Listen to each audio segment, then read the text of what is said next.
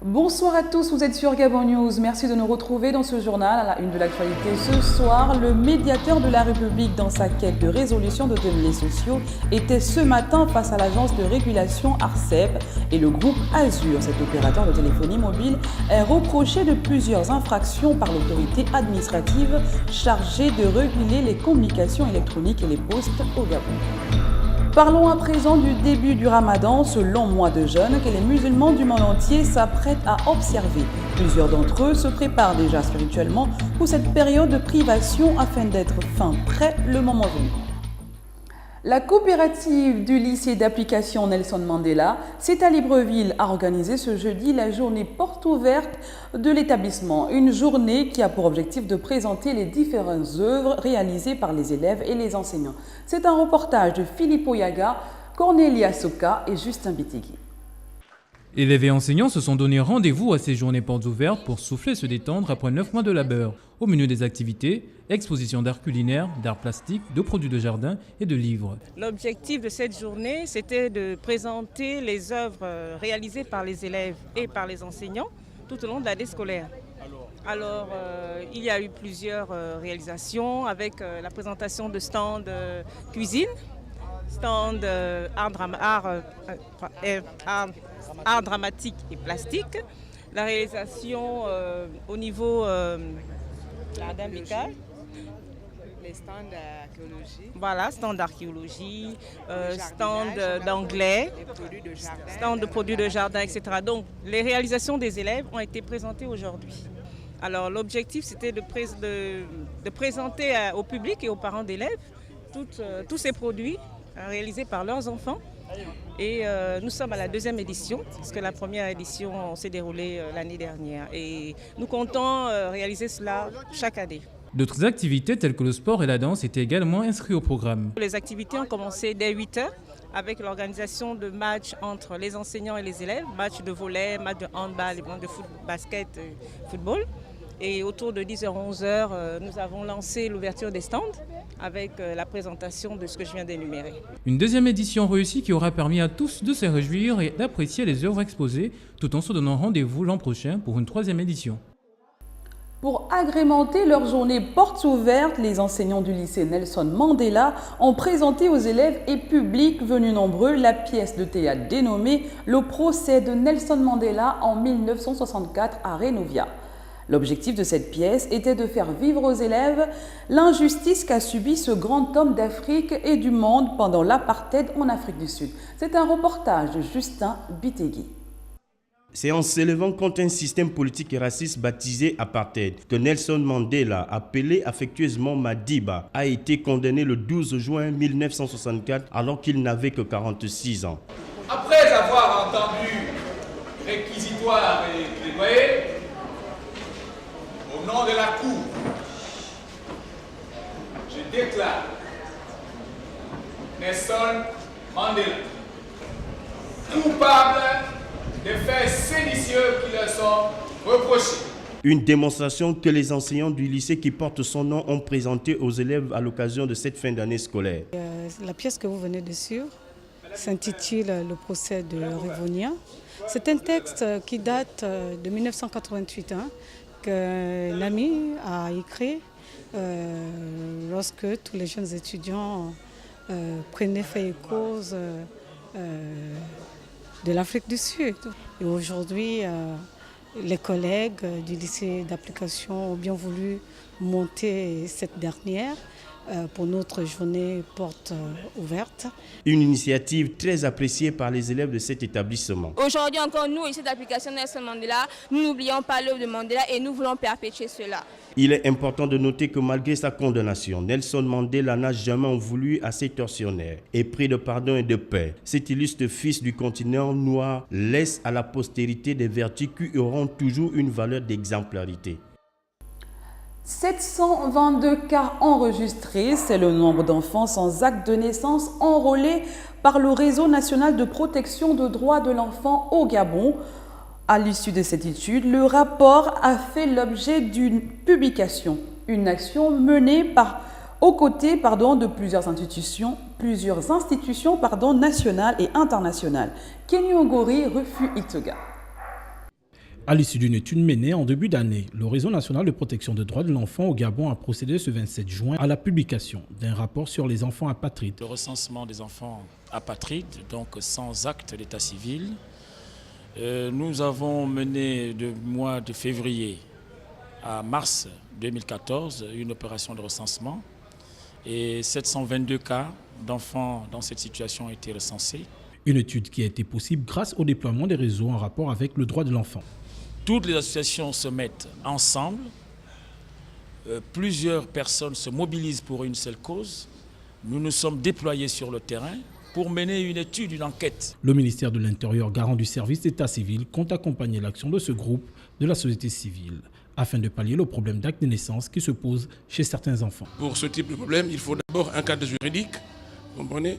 Et ensuite, ce cadre juridique, il faut que ce cadre juridique soit appuyé par des structures pour pouvoir mettre en place ces structures de sorte que tout soit mis en place et que, effectivement, ces enfants qui sont dans cette situation où ils n'ont pas d'acte de naissance, c'est-à-dire de présence, en quelque sorte, puissent trouver une solution. Au total, 722 cas ont été enregistrés et plusieurs autres demeurent encore sans solution. Il est important de noter que ce cas de figure concerne surtout les familles défavorisées.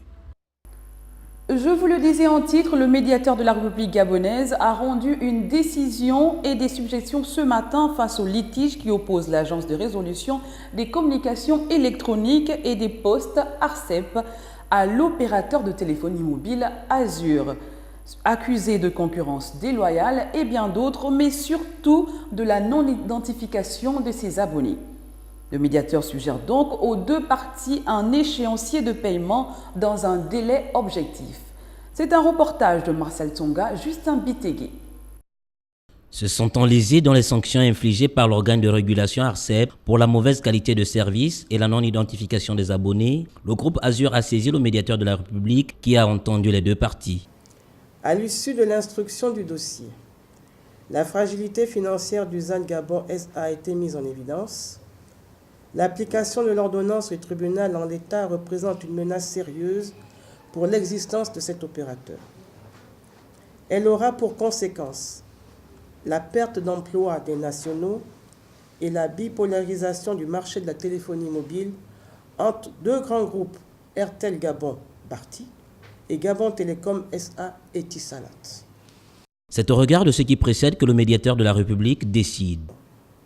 La suspension par l'ARCEP de l'exécution des délibérations numéro 136 /ARCEP/PCR/2013 du 31 décembre 2013 et numéro 032 /ARCEP/PCR/2014 du 26 février 2014, appuyé par l'ordonnance du juge des urgences rendue le 23 mai 2014. Le médiateur de la République décide de demeurer saisi de cette affaire jusqu'à sa conclusion. À l'issue de la décision, le médiateur de la République recommande au gouvernement de renforcer le cadre réglementaire du secteur économique numérique afin de favoriser la participation significative des personnes physiques ou morales gabonaises au capital social des opérateurs mobiles, d'inciter la promotion des compétences nationales à des postes de direction au sein de l'exécutif des opérateurs de téléphonie mobile. Restons toujours dans ce dossier qui oppose l'ARCEP et le groupe de téléphonie mobile Azur. Les deux parties ont apprécié les décisions et recommandations rendues par le médiateur de la République qui a su trouver un consensus. Retrouvons une fois de plus nos reporters Marvin Beryl, Martial Tsonga et Justin Bitégué. À la recherche de solutions et surtout dans le souci de résoudre à l'amiable le différend qui l'oppose à l'agence de régulation ARCEP, le groupe Azur semble apprécier l'arbitrage du médiateur de la République. Nous sommes heureux que les négociations s'ouvrent avec l'ARCEP afin de trouver un compromis sur le litige qui nous oppose. Donc nous allons rapidement ouvrir des négociations avec eux dans l'espoir de trouver un accord rapide parce que en fait, que ce soit pour l'ARCEP et nous-mêmes, nous pensons qu'il est mieux de trouver un compromis que de continuer à avoir des batailles juridiques. Donc nous sommes heureux que le médiateur ait pris en compte notre requête et que la décision qu'elle a prendre aujourd'hui ouvre une voie aux négociations. L'ARCEP, qui est une autorité administrative indépendante et chargée de réguler les communications électroniques et les postes au Gabon, a dit regretter la démarche d'Azur qui aurait pu, dès le départ, privilégier la médiation au détriment d'un règlement dans les tribunaux. Prenant acte des recommandations du médiateur, le secrétaire exécutif de cette agence dit attendre la décision du Conseil de régulation. Nous sommes conscients que le médiateur de la République est une autorité. Et chaque fois que cela est possible et qu'on appelle vers la conciliation, nous essayons d'aller vers la conciliation. Notre gêne ne vient pas de la décision en tant que telle et de l'orientation ou des recommandations du médiateur. Elle vient de la démarche d'Azur elle-même. À ce stade, je dirais que nous avons entendu, nous allons rendre compte au Conseil de régulation. Notons tout de même que les sanctions infligées au groupe Azur par l'ARCEP s'élèvent à 2,440 milliards, soit 1,440 milliards pour la mauvaise qualité de service et 1 milliard pour la non-identification de ses abonnés. À quelques heures du mois de Ramadan, la communauté musulmane du Gabon se prépare à reprimer leurs désirs et passions pendant un mois. La prêche pendant la prière de Juma à la mosquée Hassan II de Libreville était essentiellement axée sur la question du Ramadan. Kenny Ongori et Refu Itoga. Voilà arrivé le mois de Ramadan. Chez les musulmans, on se prépare à accueillir ce mois plein de bénédictions et de grâces. Lors de la prière de Juma, la dernière avant ce mois, l'imam argumente son prêche autour des bienfaits de Ramadan. Le prophète Mohammed nous a édifiés sur les contours de ce jeûne, afin que nous soyons agréés par Allah. C'est une période de vache grâce. Nous n'avons plus besoin de vous les présenter. Une période au cours de laquelle la satisfaction divine est plus à notre portée. Un mois que doivent mettre à profit les fidèles pour demander pardon auprès d'Allah pour ceux des pays qui sont en crise à travers le monde et les musulmans en détresse. Cet instant de haute spiritualité, je le mets à profit pour demander au Seigneur Tout-Puissant, pour nos frères et sœurs, malgré l'arrivée de ce mois, qui sont aujourd'hui préoccupés, qui sont aujourd'hui persécutés, qui n'ont pas cette quiétude que nous avons, nous, pour observer ce jeûne. Nous avons une pensée pieuse à leur égard en demandant à Allah subhanahu wa ta'ala de pacifier leur cœur, de les abreuver de la source du pardon, de la tolérance, de l'acceptation de l'autre. Pendant le mois lunaire, de l'aube au coucher du soleil, le musulman doit s'abstenir de manger et de boire. À chaque instant, pendant le jeûne, il réprime ses passions et ses désirs. C'est un moyen pour lui de se purifier et de gagner le pardon d'Allah. Voilà, ce journal nous devant à l'ensemble de la rédaction. Merci de l'avoir regardé. L'info se poursuit sur www.gabonnews.com.